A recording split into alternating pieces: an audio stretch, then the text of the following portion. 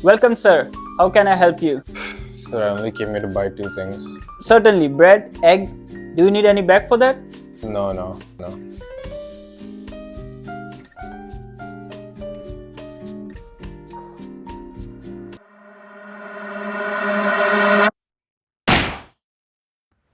Supermarket psychology is all about those clever tricks that make you spend more and more money and buy things you never planned to. But don't worry, it's not just you. It happens to everyone. And after all, why would supermarket keep perfecting their mind games? For fun? No, this is not a coincidence. Supermarket psychology is a meticulously designed science aimed at influencing your behavior and maximize how much you spend. See, from strategic layout to sensory manipulation, every minute detail is crafted to guide your decision, and often without you even realizing it. Let's start from the very beginning. Well, how did they end up buying all of this? Well, let's start before you even enter the store. The humble shopping list. Your loyal companion in the war against impulse buys. But little does our friend here know, they're walking into a well-designed trap. Supermarket offers both basket and trolleys to influence how much we spend. See, basket makes us mindful of our choices by limiting the space and making us feel the weight of item. Too heavy! Well, while trolleys encourage us to buy more by creating extra space and reducing the effort. If basket gets heavy, store makes it very easy to switch from basket to shopping trolley. Well, and this keeps us in a triggering shopping momentum that makes you more likely to adding items to your empty trolley, and it's designed to maximize spending. And yes, I use the F word. This is my video. What are you guys gonna do? Okay. Nothing. Dude. No, what the? Has it ever happened to you? You just wanted to buy two things and ended up buying the whole store? Oh, many times. Many times. Why do you think it happens? Because I come in for one thing and then I walk out with about $40, $50. I just walked up and down the aisles and realised I needed a bit more. Okay. Because you remember things that you need and you get enticed by things that you want. Right. Definitely does happen in Costco. Right. You walk in with a list, but there is a lot. So it does happen with The this. specials happen, the price drops, and we're part of the community pages on Facebook as well. So they always say when there's a good deal. So we look it up and. So Yes. do you feel like it's a good price for this stuff? I do. I mean, a shop of what I did today. I mean, that would in a supermarket we'd be paying double for the quantity we're getting. So. You think the supermarket itself influenced this decision? I think most supermarkets do. Whether this one, yeah. Always, I can never come in here for one thing.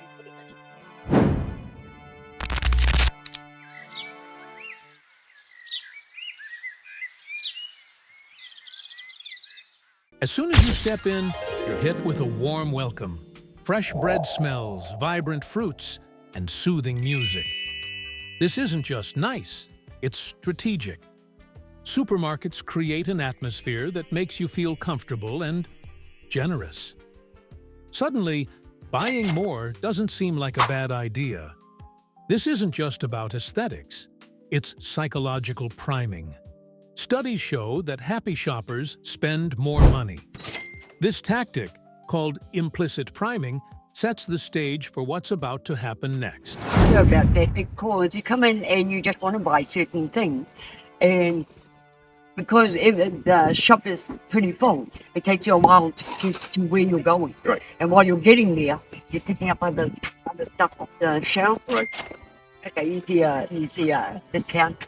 So you think it is worth it to get the membership card, right? For $60 Well, it's you're a year. doing that once a year. Right. Whereas if you get, if there was memberships for other supermarkets, I think you'd be paying all. But we still use the ones for Countdown. We still get the rewards card. Yes, rewards card. So yes. we can still get the $15 vouchers when we do the little shops. Mm-hmm. Well, depending on Costco's and that, you get the better stuff there and that, but it's a lot more expensive. But when you go to a supermarket, it's cheaper and that, but the ranges aren't really as good as what you get at a big place like this. Right.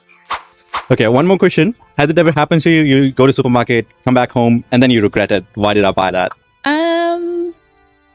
Or not very often. Not very often. No. But it has happened to you, right? Yeah, it has happened. Okay. Yeah. Why yeah. do you think, do you feel regret after going at home? Maybe if I buy like junk food that I don't need. Oh, yeah? But yes, I don't know. Sometimes I'll just be like, oh, I didn't need to buy that. Yes. And often there's stuff that I just don't eat in my fridge and it just goes to waste. Big time. Okay. Yeah. So what's your experience about that? Yeah. The eating people like to buy more shit. Right. So how do you, like, how can you fix that? So if a You, person... you can't fix it. You Okay. can't fix it because it's your mentality going, I'm going to get that. Right. So you get it because that's what this is saying. Get it. I need it. So you can't fix it. Well, supermarket layouts are pure genius. Supermarkets are designed like a labyrinth, not to confuse you, but to keep you inside longer. As high demand staples like milk and eggs are deliberately placed at the opposite end of the store. Why? Well, to force you to walk through multiple aisles filled with the tempting products that you didn't plan to buy. Well, this technique is also called parameter placement. Essential like dairy, meat, and the products are located along the store's outreach, encouraging you to circle the entire space. Well, meanwhile, the high margin items, things like snacks, packaged fruit, dominate the central aisle. Even the direction you walk matters. Research shows that most shoppers naturally navigate stores counterclockwise because entrances are often on the right-hand side. This subtle nudge increases spending by an average of $2 per trip, a small amount that adds up to billions annually across the industry. Well, now let's talk about the self-placement, the silent salesperson working against your wallet. Well, retailers know that products placed at the eye level are more likely to be purchased. And the principle is so effective, it had its own name, that the eye level is a buy level.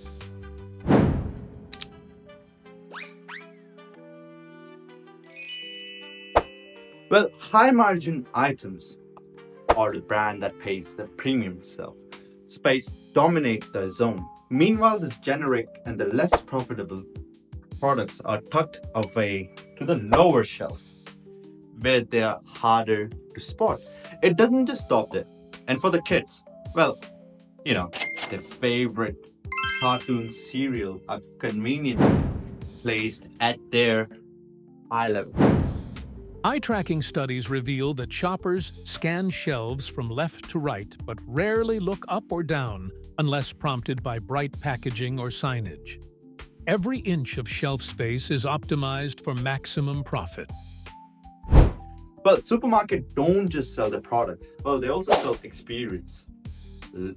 Just like lighting, music, and even color scheme are carefully curated to manipulate your mood. You know, mood and the spending habit. The warmer the light makes the produce look fresh and more appealing. The slow tempo music encourage you to linger longer. Studies show that it can increase the sale by 38%. Colors plays the part too, like red grabs our attention for the sales sign. Green evokes the freshness for produce, and the blue builds the trust.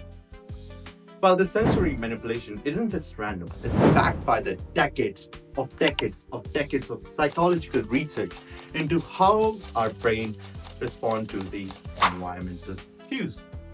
See, as you navigate this maze of sights and sound, something else starts happening. Decision fatigue. The longer you shop, the more choices you face, the harder it becomes to make the rational decision. After like 23 minutes in the supermarket, your brain starts relying on emotional impulse rather than logic. End caps, the displays at the ends of aisles, are prime real estate for supermarkets. These spots feature high-margin or promotional items designed to catch your attention as you transition between aisles. Well, research shows that handicaps boost the product's sales by 400%, which is why they're essentially a billboards within the store, strategically placed where the gauge naturally falls. Is there anything you want to say about the supermarket or anything, whatever? Yeah, club card. The club card. Oh yeah, the members Yeah, card. the So member card. does it help you? No, that's it. However, it helps you with quite a few dollars when you use their membership card. Yes. Mine was $61 today, and I only came in for my trip card. And when I used my club card, it was still $61. So what the hell? What do you get out of your membership card? You can't do anything. So what do you think? Say shopping only if you have Put a blindfold on. one thing. Do you think with the discount card, say the New World or the A point, does that affects the whole like the price? Well, I know that the card, Yes. they're like club deals, and Yes, you have to yes. have your card, so I know you get discounts from that. Yep.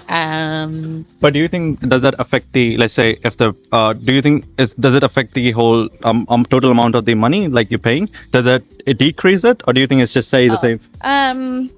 It decreases it, I think, by a tiny bit, but not by a whole lot. Not by a lot. So why do you think you need club membership?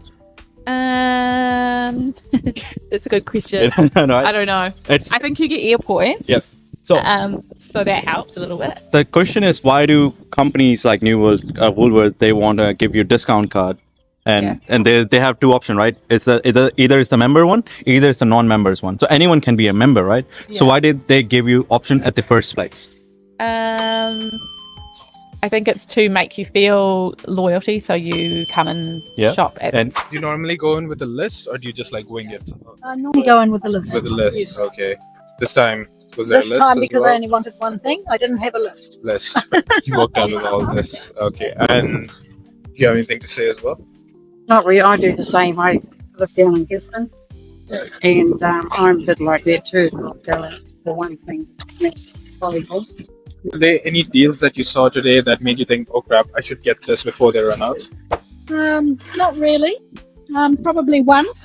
My son eats that, and it's cheaper here than anywhere else. Right. So I thought I might as well get him a box lunch here. Okay, cool. so do you think this membership card, does it actually save money, or do you think it's just a scam for these big I think companies? it's to make it so it's more inclusive. Like if you want to come in and get the bargains, you need to pay to come in for it. Yep. Although I do think they should offer a 1-day trial maybe. Right. So like if you want to come in, have a look around, pay for that one-time membership, and then if you want to commit further down. So what do you think about this Costco? So do you feel they have much more variety, they have much more bigger sizes, and you can actually buy stuff for like a longer time, whereas compared to supermarket, you're just gonna run out in a week and all that? Yeah, exactly. Now, first place, it's a lot better with the bulk buying in it. You can get the amount that you need and then just break it up over the weeks now that you're going to be here in it. Otherwise, you have to keep running back to the supermarkets now in order to buy more of what you're after.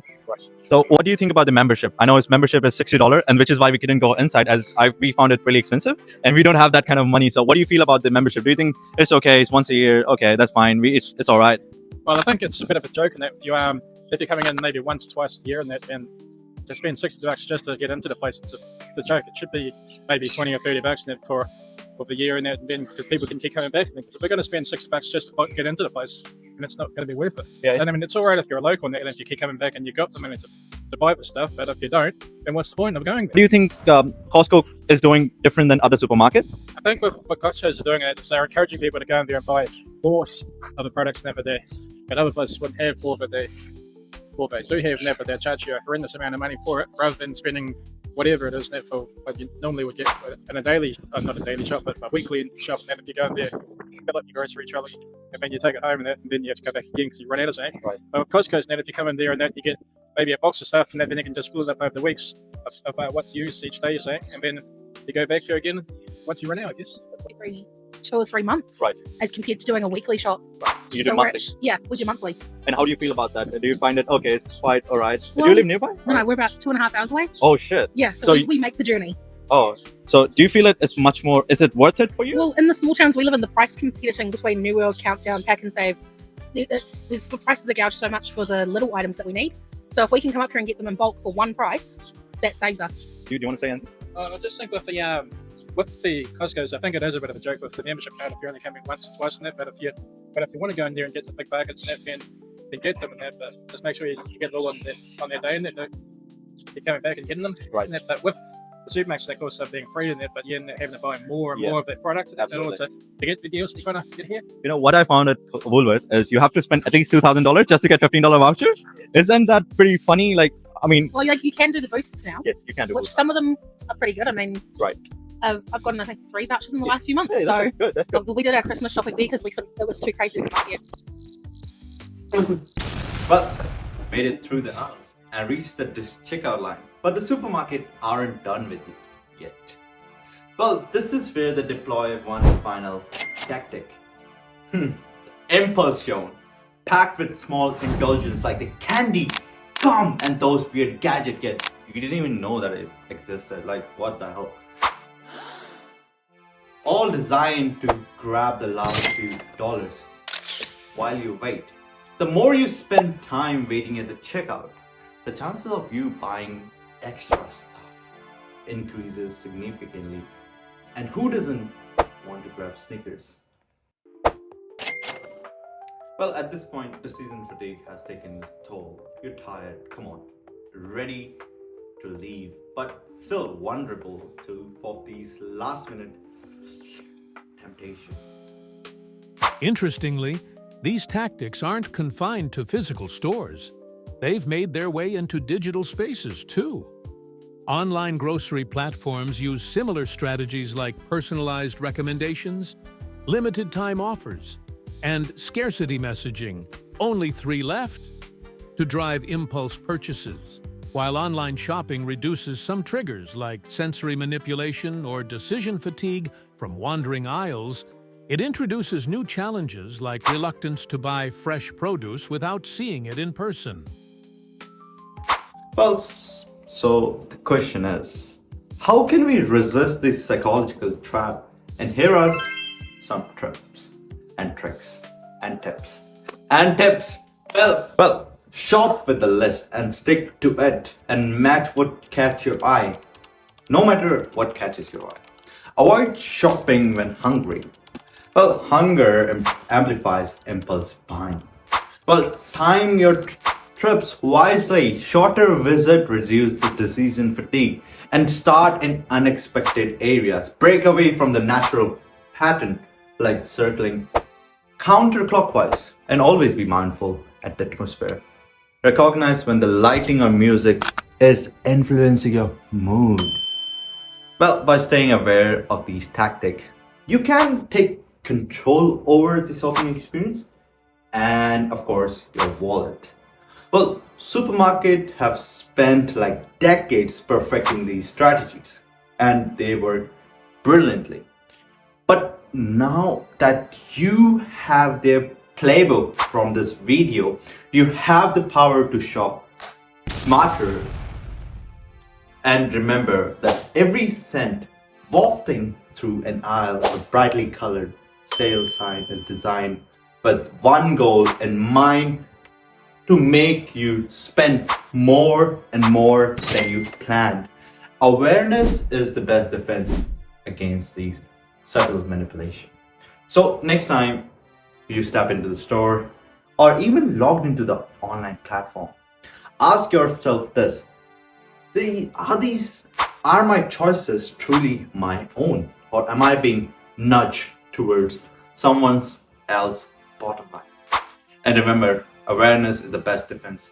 Now go conquer the supermarket, and like this video and subscribe to my channel, man. And we worked really hard with this shit, you know.